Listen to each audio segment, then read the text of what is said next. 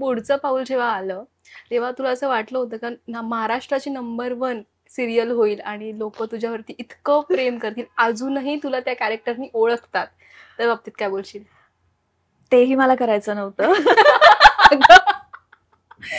नाही झालं असं होतं की माझं तेव्हा MBAचं सेकंड इयर सुरू होतं आणि मला रशियाची स्कॉलरशिप मिळाली होती. तर माझ्या बाबतीत असं झालं, तेव्हा तुझं विण सख्यारे ही मालिका माझी स्टार प्रवाहाची ऑलरेडी सुरू होती आणि माझी या प्रियाला झीची ऑलरेडी सुरू होती. तर आणि शिवाय कर्जतला माझे गाण्याचे क्लासेस, मी शास्त्रीय संगीत शिकायचे ते, कथ्थकचे क्लासेस, अशा सगळ्या गोष्टी, आणि शिवाय MBA हे वेलिंगकरला करत होते मी. तर कर्जत, मड आयलँड, संक्रमण स्टुडिओ असं सगळं करत करत मी थकून जायचे, मला नाही झेपायचं.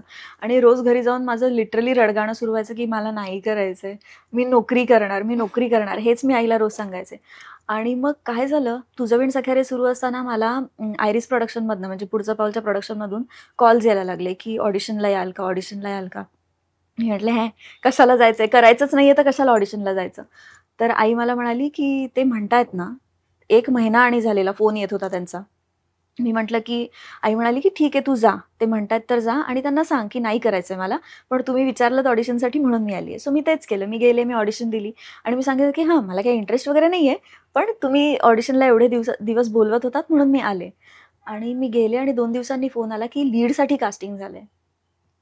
आणि मी जेवत होते घरी, मला पहिले रडूच आलं. म्हटलं बापरे, म्हणजे आता तर दिवसभर आपण थकणार. माझा पहिला थॉट तो आला, कारण कर्जत ते मड असा पल्ला असणार होता. पण मग आई म्हणाली की कोणाला ऑपॉर्च्युनिटीज मिळत नाही, तुला मिळाली आहे तर कर, होईल सगळं, बघू. बाय दॅट टाइम आम्ही ठाण्यामध्ये फ्लॅट घेतला होता आणि छोटासाच फ्लॅट घेतला होता, बट घेतला होता. तर त्यामुळे मी म्हटलं चल ठाण्यावरनं मी ट्रॅव्हल करीन, आणि मग तशी पुढचं पाऊलची सुरुवात झाली.